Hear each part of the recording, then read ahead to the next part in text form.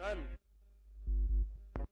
प्रभू रामचंद्र आणि लक्ष्मण दोघ जण असणारे आश्रमात आले. रामायणचे 7 कांडे रामायण आहे, त्याच्यातलं 3रं कांड आणि 2रा अध्याय पुरावा सांगाल तुम्हाला. पंचवटीमध्ये आले आणि अगस्तीच्या आश्रमात गेले. अगस्तीच्या आश्रमात जाऊन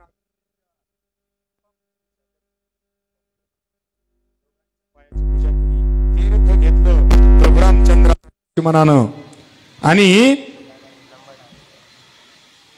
दोघांनी असणार डोळ्यातून अश्रुधारा गाळल्या. त्यावेळेस सांगितलं हे रामा. अगस्ती म्हणतात, रामा का रडतोयस तू, का रडतोयस तू रामा. त्यावेळेस प्रभू रामचंद्रानं सांगितलं, प्रभू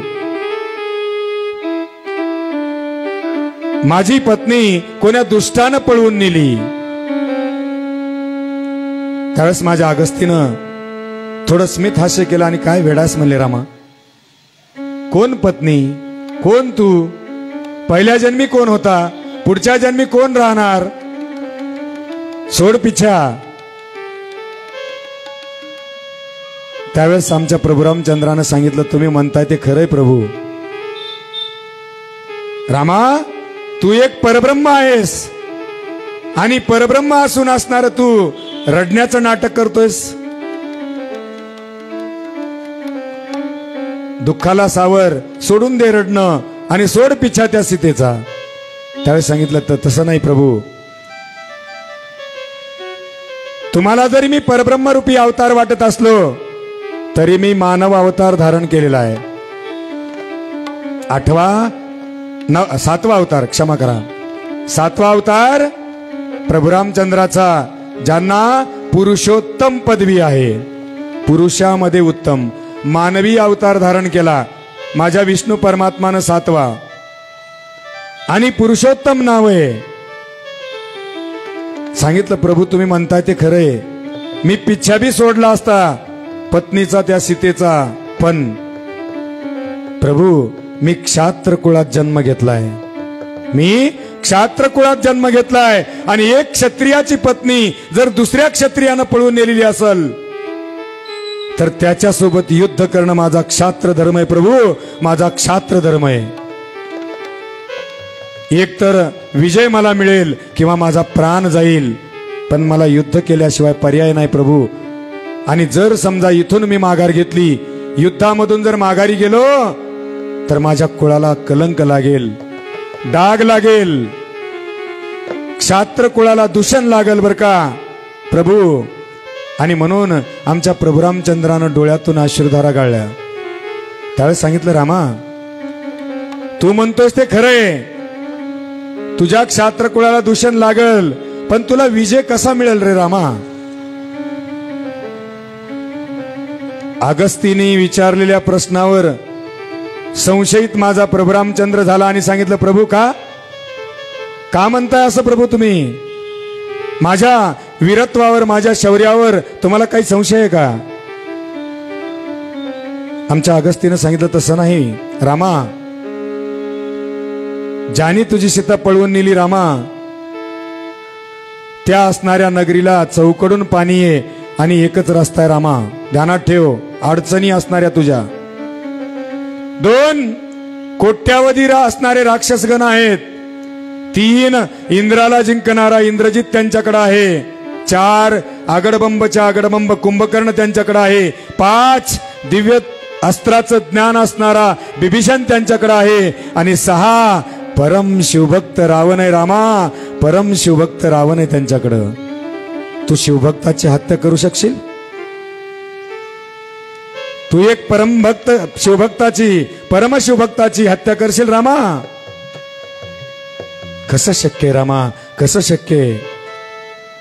त्यावेळेस माझ्या प्रभू रामचंद्रानं डोळ्यातून अश्रुधारा गाळल्या आणि सांगितलं, प्रभू एवढं जर दुर्घट असणारा माझा विजय आहे, एवढा दुर्घट जर माझा विजय आहे तर तो सुकर कसा होईल, याचा असणारा उपाय द्या प्रभू.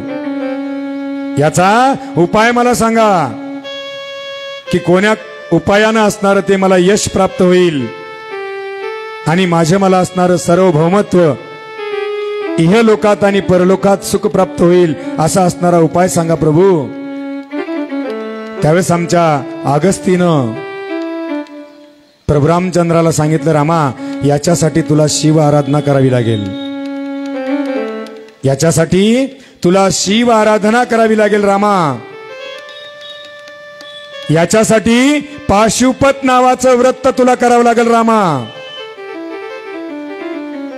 याच्यासाठी तुला शिवदीक्षा घ्यावी लागेल रामा. आणि त्या शिवदीक्षेचं नाव वीरजा नाव आहे. माझ्या प्रभू रामचंद्रानं घेतलेली जी दीक्षा आहे शिवदीक्षा, त्या शिवदीक्षेचं नाव वीरजा आहे. आणि जे शांभव व्रत सांगितलं का मी तुम्हाला, पुढे येईल ते कोणीतरी महात्मा शांभव व्रत सांगेल तुम्हाला. त्या शांभव व्रताचं कारण असं आहे की माझ्या कृष्ण परमात्माला संतती होत नव्हती. त्यावेळेला उपमन्यू ऋषीनं शिवभक्तीचं ज्ञान माझ्या कृष्णाला दिलं आणि तिथं शांभवी नावाची शिवदीक्षा माझ्या कृष्णाला घ्यावं लागली. महाराज स्कंद पुराण उदाहरण आहे, कोणाला जर संशय असेल तर ते वाचून बघा. माझ्या कृष्णाला शांभवी नावाची दीक्षा घ्यावी लागली, कृष्णेश्वर नावाच्या शिवलिंगाची पूजा करावी लागली आणि मगच सांब नावाचा पहिला मुलगा झाला. जांबुवंतीच्या पोटी पहिला सांब नावाचा मुलगा झाला आणि नंतर रुक्मिणीच्या पोटी प्रद्युम्न नंतर झाला.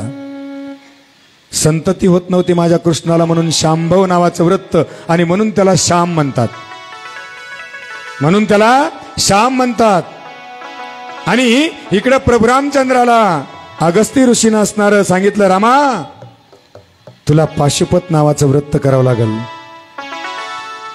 वीरजा नावाची शिवदीक्षा घ्यावी लागेल, षडाक्षरी मंत्राचा तुला जप करावा लागेल आणि लिंगाची स्थापना तुला करावी लागेल रामा.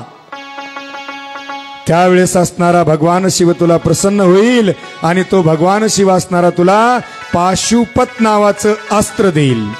पाशुपत व्रतामुळं पाशुपत नावाचं अस्त्र देईल आणि त्या पाशुपत अस्त्रानं तो रावण मरेल आणि रावण मेल्याच्या नंतर तुला पत्नी, मुलं, साम्राज्य, सत्ता, पदवी, अधिकार इहलोकात आणि परलोकात सर्व सुख प्राप्त होईल. आमच्या प्रभू रामचंद्रानं ठीक आहे म्हटले, काय हरकत नाही प्रभू, मान्य आहे मला, मग असं करा याच ठिकाणी मला दीक्षा द्या.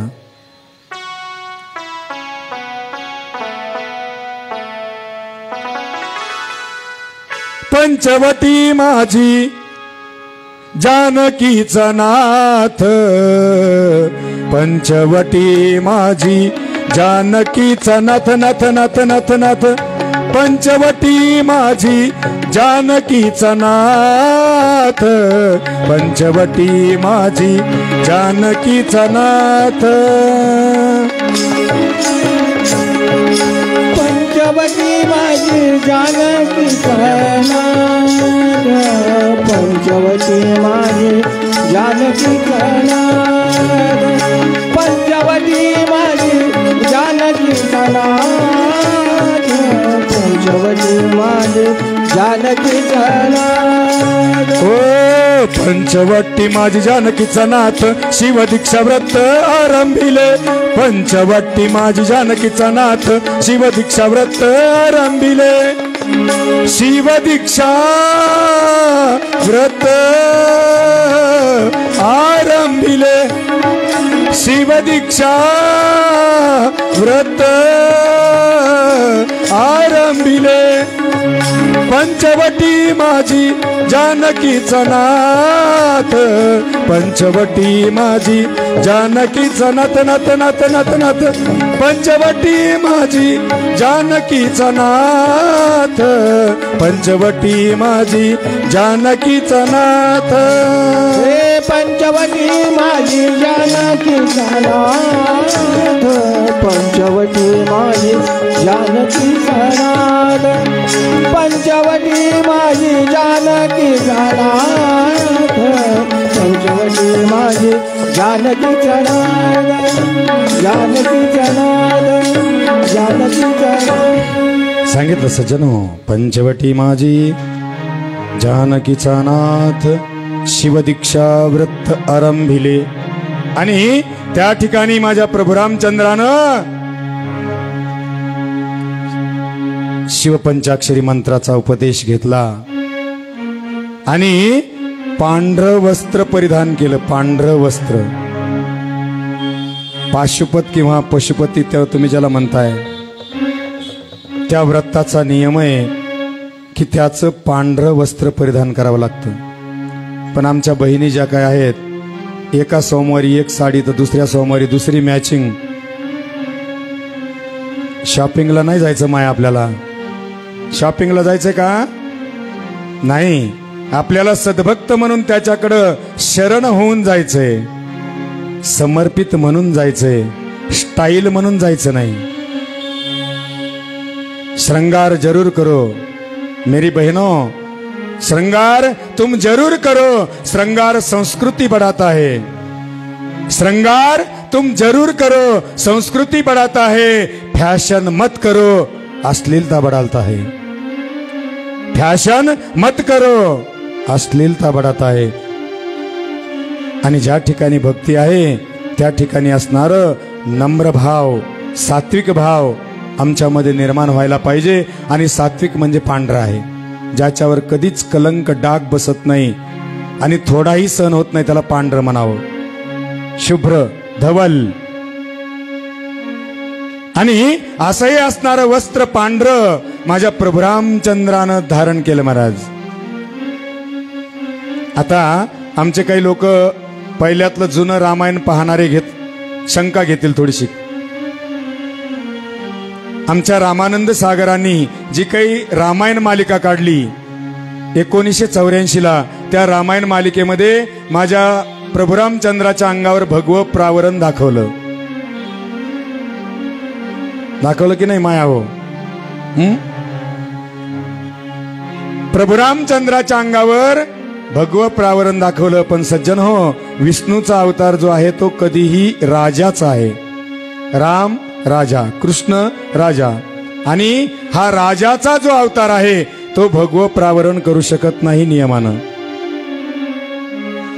भगवं प्रावरण धर्मामध्ये, ब्रह्मांडामध्ये फक्त 2 जाती धारण करू शकतात. ते म्हणजे एक जंगम जात आणि दुसरी गोसावी जात.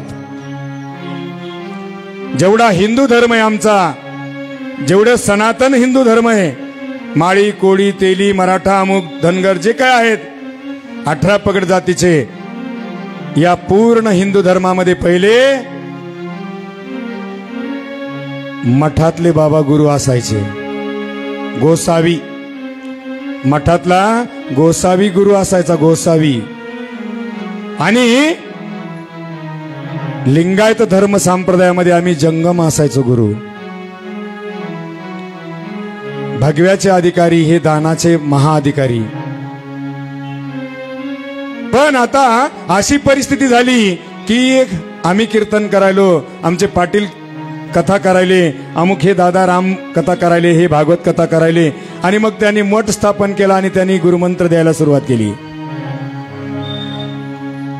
लक्षात घ्या, ज्या ठिकाणी राजापद आहे, राजापद आहे, जनतेची असणारी, प्रजेचं असणारं सांभाळ करण्याचं पद. आणि म्हणून सांगतात, काय भीक मागे राजयाची कांता, काय भीक मागे मनाची अजोगे राजयाची कांता आहे. राजा आहे तो. आणि म्हणून त्यावेळेला आमच्या रामानंद सागरांनी सत्सद विवेकबुद्धी थोडी वापरली. त्या ठिकाणी अशी बुद्धी वापरली की एक राजा असल्यानं पांढरं प्रावरण पाहिजे अंगावर, बाकीचे कोणते कलर असू द्या. भगवं प्रावरण फक्त संन्यास आश्रमाला आहे. आणि 14 वर्ष माझ्या रामानं संन्यास घेतलेला होता, हा एक भावार्थ त्या पाठीमागचा असला पाहिजे. आणि म्हणून प्रभू रामचंद्राच्या अंगावर भगवं प्रावरण दिलेलं असावं. पण खास पाहायला गेलं तर राजा असल्याच्या कारणानं भिक्षेचा अधिकारी तो नाही. जो भिक्षुक आहे, भगव्याचं प्रावरण करणार आहे, तो भिक्षुक आहे. राजा हा प्रजेचा सांभाळ करणार आहे. त्या प्रभू रामचंद्रानं शिवपंचाक्षरी महामंत्राची दीक्षा घेतली आणि अहोरात्र त्या नामस्मरणामध्ये तल्लीन राहून माझा राम आणि पादाक्रांत जमीन करत होता. करत करत करत करत बाकीचेही कर्तव्य कर्म होते माझ्या प्रभू रामचंद्राला जीवनात. परित्राणाय साधूनां विनाशाय च दुष्कृतां धर्म संस्थापनार्थाय शांभवामी युगे युगे. सांगितलं की बाबा रे, जे दुसऱ्यांना पीडा देतात आशांचा नायनाट करण्यासाठी माझ्या रामाने अवतार धारण केला होता. मग रस्त्यानं अनेक असणारे असुर राक्षस मारत चालले. त्या कालक्रमणा करत असताना मात्र एकाग्र होऊन शिवभक्ती केली आणि रामेश्वर लिंग स्थापन केलं. रामे रामेश्वर आरंभी स्थापिला दशकंठ वदिला शिववरदे. आणि रामानं रामेश्वर स्थापन केला आणि त्या ठिकाणी अनुष्ठान केलं, जप तपश्चर्या केली. आणि यांचं अनुष्ठान तपश्चर्या होईपर्यंत आमच्या नळानं आणि निळानं दगड घेतले, दगडावर राम नाव टाकायचं आणि सेतू बांधायचा. आणि इकडे प्रभू रामचंद्र असणारे शिवभक्तीमध्ये तल्लीन होऊन गेले नव्हे, त्या तपश्चर्येमध्ये मग्न झाले. आणि मग्न झाल्याच्या नंतर प्रभू रामचंद्रांनी एक वेळ अशी आली सज्जन हो, की त्या सागरामध्ये असणार एक प्रचंड तेज निर्माण झालं.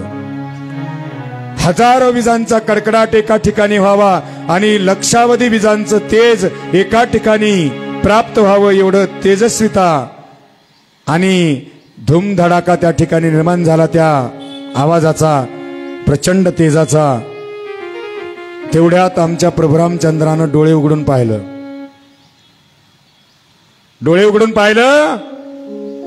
लक्ष्मणानं ते तेज पाहिलं आणि लक्ष्मणाला मूर्छा आली. प्रभू रामचंद्रानं विचार केला, एवढं प्रचंड तेज असणार, मी भक्ती करायला लागलो आणि एवढं प्रचंड तेज म्हणजे हे काहीतरी मायावी आणि असलं पाहिजे, शक्ती असली पाहिजे ही मायावी. आणि म्हणून, कारण का एखाद्या अंधाऱ्या खोलीत जर माणूस एकटा बसला तर विकल्प निर्माण होतो, संकल्प होत नाही महाराज. तद्वत त्या न्यायानं एकटं जर मन असलं तर विकल्पाला कारणीभूत ठरतं. आमच्या प्रभू रामचंद्रानं त्या तेजाकडे पाहिलं, मनामध्ये विकल्प आला की हे काहीतरी मायावी असलं पाहिजे. म्हणून धनुष्याला हात लावला, धनुष्य घेतला, बसल्या बसल्या भात्यातून एक एक बाण काढून ओपायला सुरुवात केली. जुई जुई जुई जुई करत त्या धनुष्यामधून असणारे बाण सगळे त्या तेजामध्ये एकवटून गेले. ते तेज काही संपलं नाही, उलट हे सगळे बाण त्यामध्ये विरून गेले. आणि विरून गेल्याच्या नंतर भात्यामध्ये असणारा एकही बाण शिल्लक नाही राहिला. मनात विचार केला माझ्या प्रभू रामचंद्रानं की आता काय करावं. म्हणून भीती व्यक्त झाली आणि थरथर उरायला सुरुवात केली. ओम नमः शिवाय, ओम नमः शिवाय, ओम नमः शिवाय, ओम नमः शिवाय. आणि या पद्धतीनं असणारा एकटक असणारी नजर त्राटक रूपानं त्या प्रचंड तेजाकडे माझ्या रामाची, हातात धनुष्य, बाण संपलेले. तो धनुष्य असणारा घाबरून गेल्यामुळं, भयभीत झाल्यामुळं खाली पडला आणि भडभड पेटला. आणि जसा भडभड पेटला तसं त्याची राख झाली. आणि सारखं असणारं त्या तेजाकडे बघत असताना त्यामध्ये आमच्या प्रभू रामचंद्राला, त्या तेजामध्ये आमच्या प्रभू रामचंद्राला पहिल्यानं ढवळा नंदी दिसला. ध्यानात ठेवा आता इथून पुढं. पहिल्यानं पांढरा शुभ्र नंदी दिसला, त्यावर माझा भगवान शिव आरूढ झालेला. डाव्या मांडीवर पार्वती बसलेली, गणपती आहे, कार्तिक आहे, माझ्या विष्णू परमात्माचे 10ही अवतार आहेत, ब्रह्मदेव आहे, इंद्र आहे, सर्व देवगण त्या प्रचंड तेजामध्ये दिसायला लागला. एक एक एक एक रूप त्राटक रूपानं. ज्यांना योग धारणा करायच्या त्यांनी त्राटक करावं. आणि अशा पद्धतीनं सारखं नजर ठेवल्याच्या नंतर भगवान शिवानं नंदीवर आरूढ होऊन जवळ आले. आमच्या प्रभुरामचंद्राच्या भुजेला धरलं, उचललं आणि आपल्या उजव्या मांडीवर ठेवलं आणि सांगितलं, रामा बोल, तुला या ब्रह्मांडामध्ये माझ्यासारखा गुरु कोणीच नाही. महादेव हरी, महादेव हरी, ऐसा गुरु भारी कोठे नाही, ऐसा गुरु भारी कोठे नाही. गंगेवरी गेला, भुभुत्कार केला, शंख वाजव.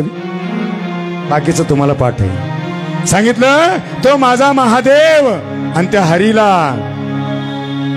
कृष्ण विष्णू परमात्माचा 7वा अवतार राम असणारे मांडीवर बसले आणि सांगितलं, सांग रामा, या ब्रह्मांडामध्ये मी तुझा गुरु आहे आणि माझ्यासारखा गुरु तुला कुठंच मिळणार नाही. विचार, प्रश्न काय विचारायचे ते. आणि मग माझ्या प्रभुरामचंद्रानी विदेह अवस्था म्हणजे काय, जीवनमुक्त अवस्था म्हणजे काय सांगितलं. प्रभू, या देहामध्ये असणाऱ्या नाड्या किती? माझ्या शिवानं सांगितलं, या शरीरामध्ये 10,000 नाड्या आहेत. त्यांनी विचारलं, त्याच्यामध्ये काही मुख्य आहेत का? प्रभुरामचंद्राला शंकरांनी सांगितलं, त्याच्यात 10 मुख्य आहेत. अजून काही मुख्य आहेत का? त्यावेळेस शिवानं सांगितलं, 3 मुख्य आहेत, पिंगला, इडा आणि मधली असणारी सुषुम्ना. त्यावेळेस सांगितलं, प्रभू, या शरीरामध्ये हाडं किती आहेत? हे ज्ञान तुम्हाला शिवगीतेमधून मिळेल. मी जे सांगायलो पुढचं, आता शिवगीता ग्रंथ वाचून बघा. प्रभुरामचंद्रानं विचारलं, प्रभू, या शरीरामध्ये हाडं किती आहेत? विज्ञानाला गणित लागलं नाही. माझ्या शिवानं सांगितलं, या शरीरामध्ये 360 हाडं आहेत. प्रभू, जर 360 हाडं आहेत तर यांना जोडणारे सांधे किती आहेत? त्यावेळेस माझ्या शिवानं सांगितलं, 210 सांधेत म्हणून सांगितलं. जोडणारे 210 सांधेत. प्रभुरामचंद्रानं एक प्रश्न परत विचारला, प्रभू, या अंगावर असणारे रोम किती आहेत? विज्ञानाला गणित लागलं नाही सज्जन हो. माझ्या शिवानं सांगितलं, 3.5 कोटी रोम आमच्या पूर्ण अंगावर आहेत म्हणून सांगितलं. सांगितलं, प्रभू, ठीक आहे, 3.5 रोम आहेत, तर मग श्मश्रू करण्याचे किती रोम आहेत? त्यावेळेस सांगितलं, 3.5 लाख रोम आणि श्मश्रू करण्याचे. शेवटचा प्रश्न माझ्या प्रभुरामचंद्रांनी शंकराला विचारला, प्रभू, हा मनुष्य मरतो, तो जातो कुठं? तो परत येतो की नाही? आणि येत असेल तर त्याची गती कशी आहे? मी सध्या काय तुम्हाला या ठिकाणी ते विस्तारित करून सांगत नाही. अनुक्रमे एखाद्या वेळेस जर योग आला तर सांगण्याचा प्रयत्न करू. त्या प्रश्नाचं असणारं उत्तर माझ्या भगवान शिवानी दिलं आणि सांगितलं, सांग रामा, बोल, माग वरदान, तुला काय मागायचं ते.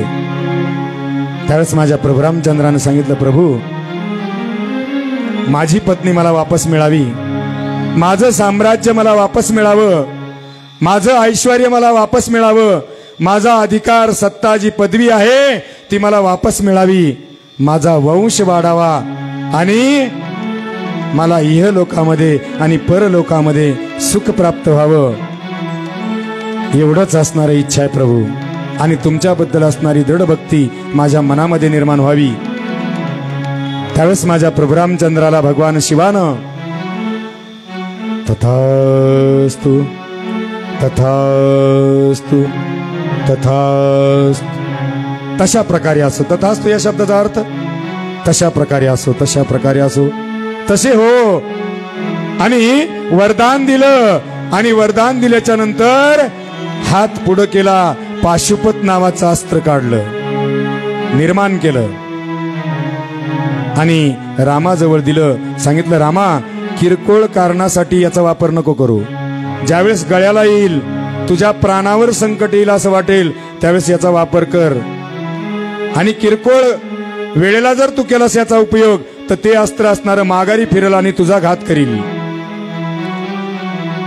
पाशुपत नावाचं अस्त्र माझ्या रामाला दिलं पाशुपत व्रतामुळं. आणि आमच्या पांडवांनी असणारं पशुपतीची आराधना केली. पशुपतीची आराधना ही हिंसा केल्याच्या नंतर केलेलं एक तपाचरण आहे. तर सर्व ऐश्वर्य मिळण्यासाठी केलेली उपासना व्रत आणि ते पाशुपत आहे. सज्जन हो, मला क्षमा करा तुम्हाला जर मी गैर वाटत असेल, पण जे काही शिवमहापुराण ग्रंथ आहे त्याच्यामध्ये पशुपती नावाचं व्रत नाही. परमपूज्य आदरणीय ज्यांचे अनंत उपकार माझ्या शिवभक्तावर आहेत असे असणारे पंडित प्रदीपजी मिश्रा यांनी बिहार उत्तर प्रदेश या ठिकाणी राहणारे महानुभाव आणि हिंदी बोलणारे असल्याच्या कारणानं पाशुपतला त्यांनी पशुपती केलं, एवढाच फरक आहे. नमः पार्वतीपते शिव हर हर महादेव. आणि म्हणून सज्जन हो, पशुपतीचा नावाचा अर्थ वेगळा आणि पाशुपतचा अर्थ वेगळा. म्हणून जे काही पाशुपत आहे हे प्रभू रामचंद्रानं केलं, शांभव नावाचं व्रत कृष्णानं केलं. आणि असं हे जर आम्हाला भक्ती करायची सज्जन हो तर त्यातलं तारतम्य असणारं कळलं पाहिजे. तारतम्य असणारं कळलं पाहिजे, नाहीतर करू जाता सत्कर्म होय जाणे दुष्कर्म. आणि आम्ही जर सत्कर्म करायला गेलो तर ते सत्कर्म सुद्धा कसं करावं आणि कशा पद्धतीने करावं हे पहिले समजून घ्यावं लागतं आणि मग त्या मार्गावर आरूढ व्हावं लागतं. जे जे काही आम्ही वाहिलोत पुढच्या 2 दिवसामध्ये आम्ही तुम्हाला तेच सांगणार जे तुम्ही ऐकलं नाही आतापर्यंत ते मिळेल तुम्हाला. जे आम्ही वाहिलोत त्याच्यामध्ये पहिल्यानं शुद्धता आहे का बघा. आम्ही भिक्षुक माणसेत महाराज, आम्हाला जाणीव आहे त्या गोष्टीची. आम्ही ज्या वेळेला भिक्षा मागायचो त्यावेळेस श्रीमंताच्या घरी असणारं ढाळज असायचे आणि ढाळजामध्ये ती आदली किंवा शेर, आपल्या तिकडच्या आमच्या भागामध्ये शेर म्हणतात त्याला, तुमच्याकडे आदली म्हणतात. आणि त्या आदलीमध्ये असणारं गोंडर किंवा कन्या असलेलं धान्य असायचं. आणि गुरुधर्म कोरान्न भिक्षा किंवा अलख निरंजन जे काही माझे गोसावी धर्म संप्रदायाचे लोक ते म्हणायचे. आणि मग या लोकांनी दान तर करायचं पण तसं करायचं. भुसा माझी कन जैसे. सज्जन हो, एवढंच द्या पण चांगलं आणि पवित्र द्या. आपल्याला खायला म्हणजे 70-80 रुपयावाले इंद्रायणी तांदूळ आणि देवाला व्हायला म्हणजे तुकडा राशनचा. आणि मागणी पर्वता एवढी. सत्य आहे की नाही मी जी बोलतोय ते. देवाला व्हायला म्हणजे राशनचे तांदूळ तुकडा झालेले आणि आमच्या घरी खायला म्हणजे इतका भिकारी राहिला का देव तुमचा, त्याला खायलाच मिळेना. सज्जनो, भगवान शिव हा असणारा अखंड अनंत निरंजन वासामध्ये सर्व शक्तिमान असलेला, मायेच्याही पलीकडे असलेला, मायेच्याही पलीकडे असलेला म्हणून त्याला मायातीत म्हणतात. असा असणारा स्वयंभू शिवलिंग रूपाचा, निर्गुण निराकार परब्रह्म रूपाचा भगवान शिव आणि ब्रह्मांडाचा असणारा निर्माता आहे. शिवभोळा चक्रवर्ती. चक्रवर्ती कोणीच नाही महाराज, तुम्हीच सांगताय. शिवभोळा चक्रवर्ती, सर्व साम्राज्य त्याचं आहे. त्यांनीच सर्व देवलोकांना वरदान देऊन सगळे लोक देऊन टाकलेत. आणि आशाला खायला मिळेना का तुमचे तुकडा खायला.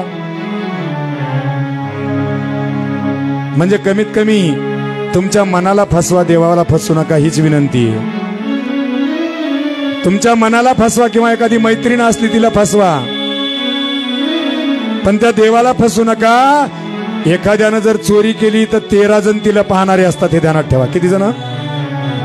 धर्मशास्त्र सांगतंय किती जण बघतात? 13 जण बघतात, 13 जण. आणि तेच तिथं ग्वाही देतात. तुम्हाला वाटतं आपल्याला कोणी नाही पाहिलं, म्हणून निष्कपट असणारी भक्ती करा सज्जनो. काही नाही लागत देवाला. अंतरी निर्मळ, अंतरी निर्मळ, वाचेचा रसाळ, पाहिजे प्रेमळ भक्त येते.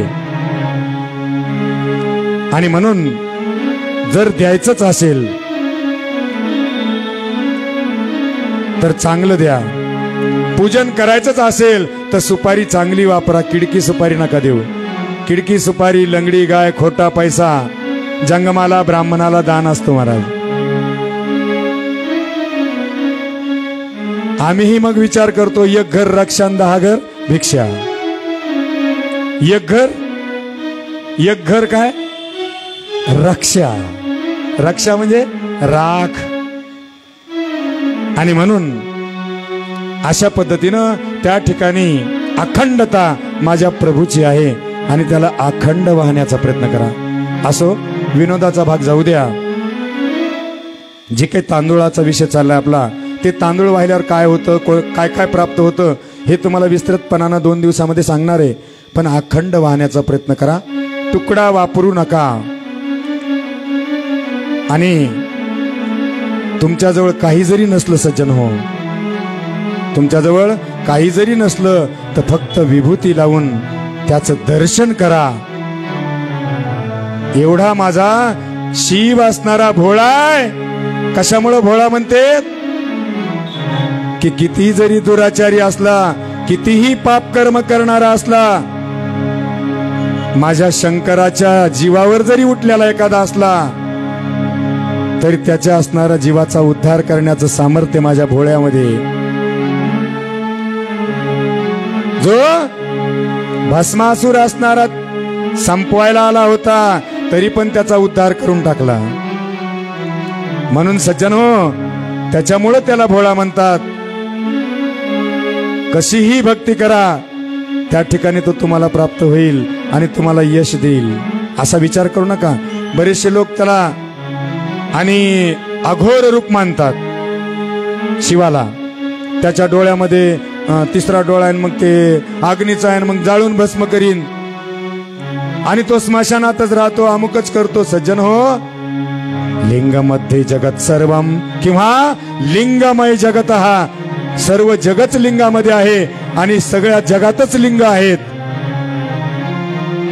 त्याच्या विना पूर्ण जगच नाही महाराज. असा जर भाव आहे तर अंतःकरणात मनाची शुद्धता करून त्याचं ज्ञान घेण्याचा प्रयत्न करा आणि त्याची परम भक्ती, निर्मळ भक्ती करण्याचा प्रयत्न करा. सांगायचं तात्पर्य, देवराज नावाचा ब्राह्मण आणि शिवमहापुराणमध्ये आणि असाच दुराचार करणारा ब्राह्मण आणि शिवकथा ऐकल्याच्या कारणानं आणि तो उद्धरून गेला आणि शिवाचं त्याला विमान आलं. हे असणार रहस्य माझ्या शिवपुराणचं आहे महाराज. अनंत असणारे पाप केले त्यांनी, दुराचार केलं, व्याभिचार कर्म केला, वेशा ठेवल्या, आणि पंडित असणारा ब्राह्मण होता. स्टेप बाय स्टेप दुराचार करत करत करत करत गेला आणि फक्त त्यांनी शिवकथा ऐकली आणि त्या शिवकथेच्या अंती शिवाचं विमान शिवगण घेऊन आले. आणि माझ्या देवराज नावाच्या ब्राह्मणाला संक्षिप्त सांगतोय मी. देवराज पहिला असणारं उदाहरण आहे. शिवपुराणचं रहस्य सांगत असताना पहिला दृष्टांत आणि सुरुवात माझ्या ग्रंथकारानं केलेली देवराज नावाच्या ब्राह्मणाची. आणि दुराचारी असणाऱ्या ब्राह्मणाचा सुद्धा उद्धार माझ्या भगवान शिवानं केला. आणि हे अशी असणारी कथा. त्यानंतर बिंदुक नावाचा ब्राह्मण आणि चंचुला नावाची त्याची पत्नी, परमपतिव्रता असणारी, आणि ह्या दोघांचाही शुद्ध आचरणामध्ये, ब्राह्मण कुळामध्ये सुसंस्कारित आचरणात असून सुद्धा या दोघांनी दुराचरण केलं नंतर आणि दोघांनी दुराचरण करून पहिल्यानं चंचुला उद्धरून गेली आणि बिंदुक नावाचा ब्राह्मण पिशाच योनी भोगत राहिला विंध्य पर्वतावर दुराचार केल्यामुळं. मदिरापान, मांसाहार भक्षण, वेश्या आणि सगळे कुकर्म केले आणि त्या कुकर्माच्या फलनिष्पत्तीचं फळ म्हणून त्याला पिशाच योनी भेटली होती. आमची चंचुला तिनं सुद्धा तसाच प्रकार केला, पण तिनं शिवकथा ऐकली आणि अंती शिवसायुज्याला गेली आणि सायुज्याला गेल्याच्या नंतर शंकराला विचारलं, प्रभू माता पार्वती कुठे आहे? आणि शिवानं सांगितलं, जा तिच्या महालामध्ये असेल. आणि मग आमच्या या चंचुलेनं बाष्कळ नावाच्या गावात राहणारे एक कुटुंब, मग त्या चंचुलेनं पार्वतीच्या आश्रमा या ग्रहात गेली